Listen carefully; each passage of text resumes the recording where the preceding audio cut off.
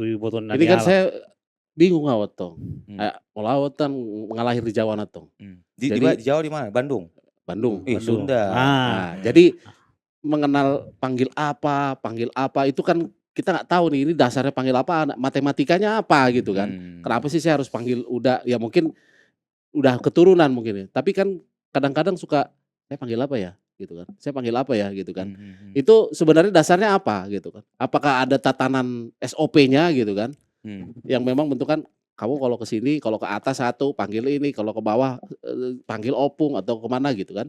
Kalau pemanggilan itu kan dalam Batak itu kan kita harus cari persamaan marga yang paling dekat. Entah itu persamaan marga dengan ibu, tapi yang paling utama persamaan marga dengan bapak dulu. Dengan tubuh itu. Nah, misalnya nih kayak kita nih kenalan Simanjuntak gitu kan, Simanjuntak ternyata bukan Simanjuntak. Kita cari ke atas. Dengan Simanjuntak itu siapa? Ada Siahan, ada Simanjuntak, ada Hutagaol. Itu masih kakak beradik satu rumah. Walaupun sekarang itu sudah ada yang saling menikah ya, antara Siahan istrinya Buru Simanjuntak, ada yang Simanjuntak istrinya udah Buru Hutagaol dan sebaliknya. Makin pusing lagi manggilnya. Nah itu ya sebenarnya nggak terlalu pusing, Ada matematika yang bisa kita apa namanya kita kombinasikan.